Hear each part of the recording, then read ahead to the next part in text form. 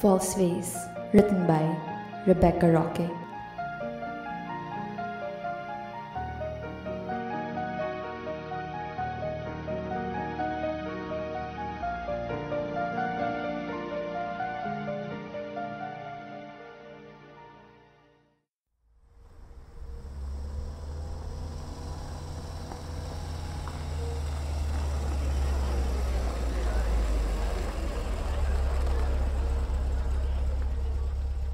Unang araw ko na ngayon sa bago kong school.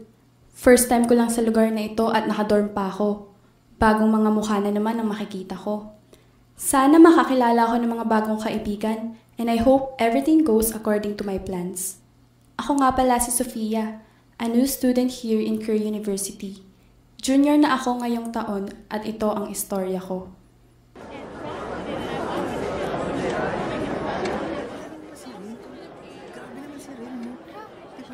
Welcome to Kerr University! Ako nga pala si Camille, ang Student Council President ngayong school year. Bilang bago kong estudyante dito, feel free to approach me pag may kailangan ka, ha? Okay, thank you. Ah! Ano ba? Tumingin ka nga sa dinadaanan mo. Oh, sorry, di kita nakita.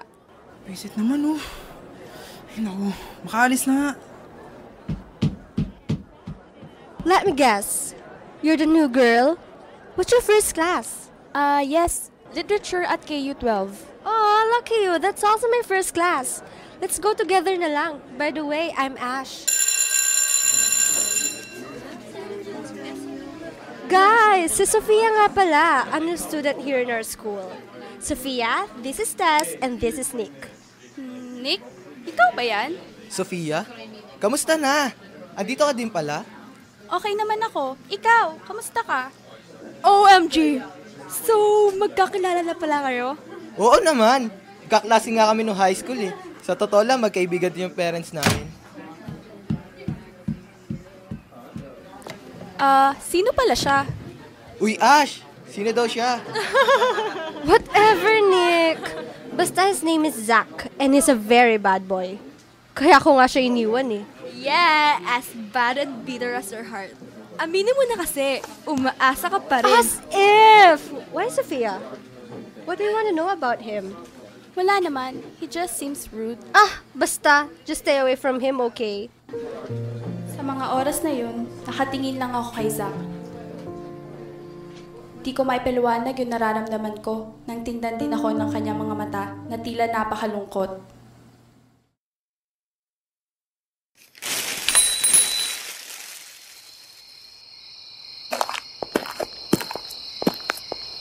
Nung gabing iyon ay kakagaling ko lang sa grocery store.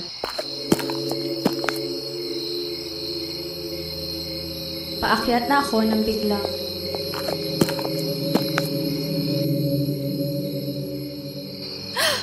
Nakakagulat ka naman? Ikaw si Zach, di ba? Taga dito ka rin ba? No. Then why are you here? May hinihintay ka ba? Wala. At that moment, I was convinced at what my friend said about him. Maangas at mayabang nga talaga siya.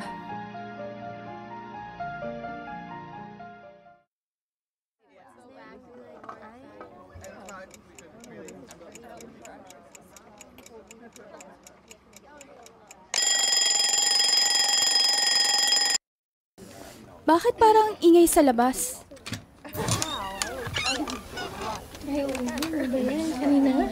Grabe, sino naman ang gagawa sa kanya nito? Kawawa naman si Ate Camille. Si Ate Camille? Ano nangyari? Sino pumatay sa kanya? Ma'am, bale pinatay siya gamit na isang hammer. Pinupok ito sa ulo niya. Pero miss, malinis po ang pagkakagawa dahil hindi pa namin matukoy kung sino pumatay sa kaibigan niyo.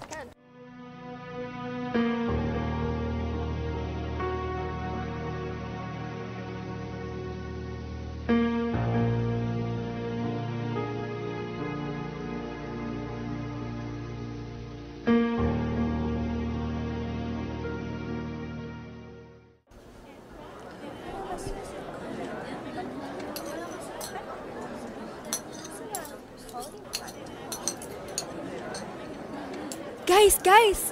Alam niyo na ba yung nangyari kay Camille? Yung student council president natin. Pinatay siya kanina sa dorm niya. Grabe! Nakakatakot. Who would do that to her, right? She deserved it anyway. Malandi naman siya eh. Actually, parehas kami ng dorm ni Camille. I was there when the police came. Sabi nila, pinatay daw siya gamit ng isang martilyo. Pero wala pa silang nakuhang lead sa suspect. Really? Ano pangalan mo? Yun pa lang naman. What about you, Nick? Ano masahe mo sa case ni Camille? Wala. Di ko nga masyadong kilala yun eh. Anyway, may training pa pala ako guys. See you later.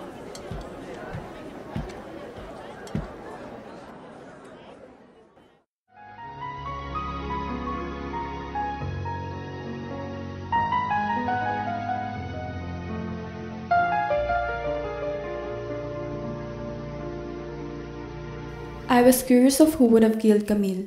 Sino naman kasi ang gagawa sa kanya nun? Dito maalis sa isipan ko buong araw. So naisip kong humingi ng tulong sa guidance counselor ng university. Good afternoon. Is Mr. Lacson in his office? Yes, just enter the first door to the right. Thank you.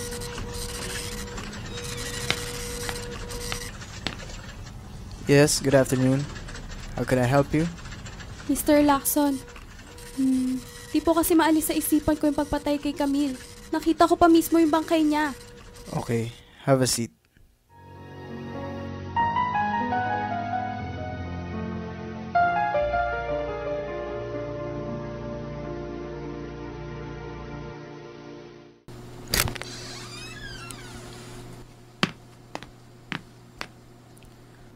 Hey, you're Sophia, right? Wait, okay. I get it. I'm sorry kung nasungitan kita. Marami lang akong iniisip nun. Anyway, maybe we could start again? You know what? Pwede kita ilibot dito sa university or we could grab some coffee if you want to. Di ko alam kung papayag ba ako sa imbitasyon ni Zach.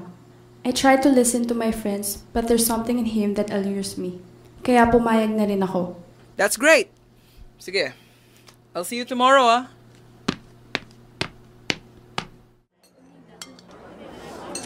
Uy, Nick! Di ba bago na yung pagkain mo? Wala akong gano'ng kumain. What's wrong with you today, Nick? Anyway, alam mo ba na may something din dati si Zach at Camille? Pero nag-break din agad kasi may third party daw si Camille. Talaga? Baka si Zach yung pumatay kasi niloko siya ni Camille. Bigla akong naalala. Yung gabing nakita ko si Zach sa dorm building namin, yun din ang gabing pinatay si Camille. Ganon nga ba katinding galit niya na kaya niya na pumatay ng tao? Ngunit imbes na sabihin sa kanila yun, ito na lang ang sinabi ko. Guys, niyaya ko ni Zach mag-coffee mamaya. What? Anong sinabi mo? I said yes. Sinubukan ko lang naman kasi... Whatever.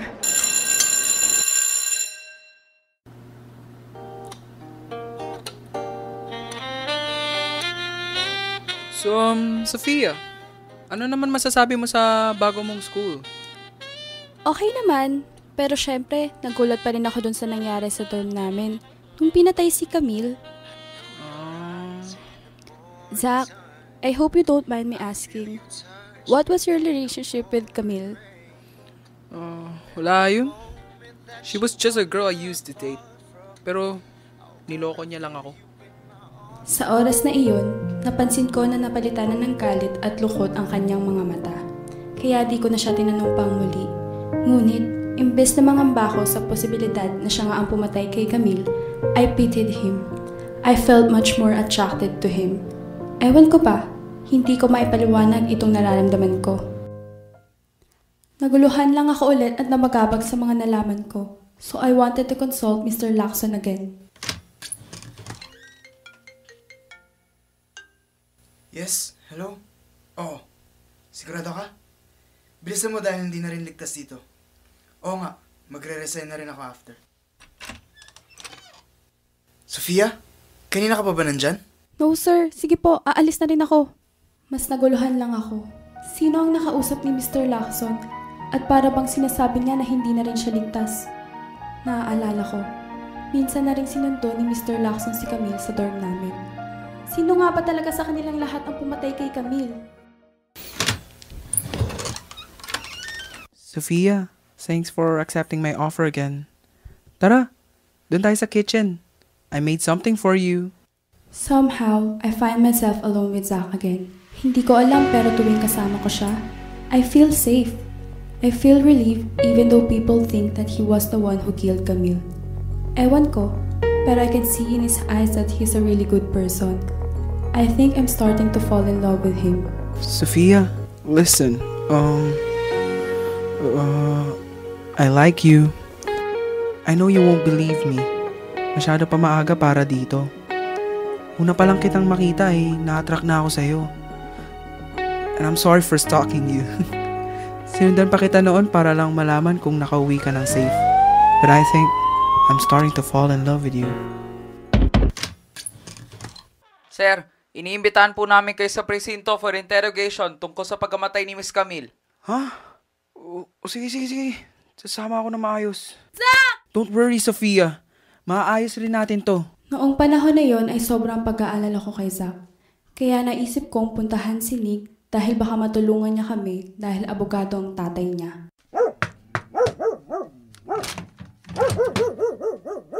Good afternoon po. Andyan po ba si Nick? Sophia? Kamusta ka na? Kamusta na yung mami mo? Halika, pasok ka. Umalis si Nick sandali Hintayin mo na lang siya, pabalik na rin yun. Feel at home, ha? Sure, tita. Thank you po.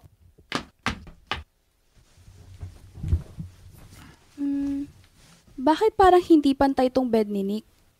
At may plastic pa sa ilalim. Ano kaya to? At that moment, naramdaman ko na parang may maling nangyayari. Ano kaya ang gamit na tinago ni Nick sa ilalim ng kama niya? Dahan-dahan ko itong pinuksan. At nakita ko, isang martilyo, pares ng guantes, damit ng babae na may dugo at picture ni Nick kasama si Camille! Hello! Kilala ko na po pumatay kay Camille! Si Nick po! Si Nick! Sophia? Nick? Anong ginagawa mo dito? Pinatay mo si Camille! Shhh! Huwag kang maingay!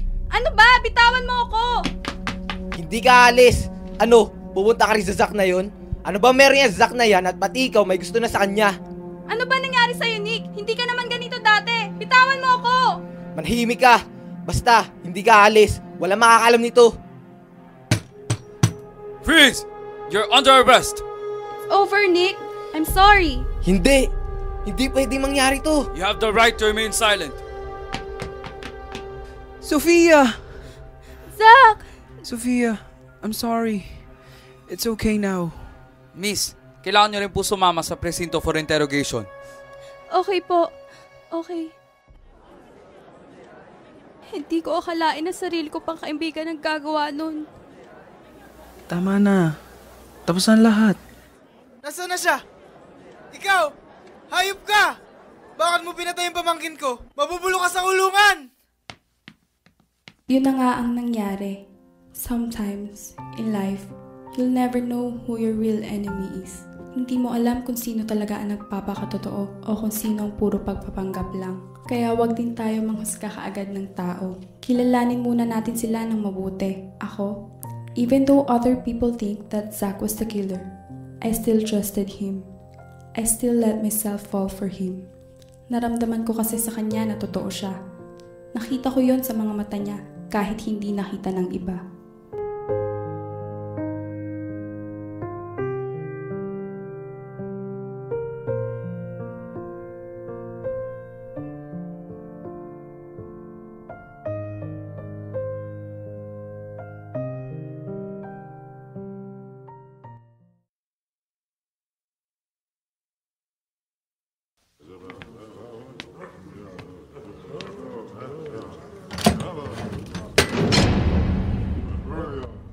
Walang hiya ka, Zach! Shh! Ako nang bahala kay Sophia.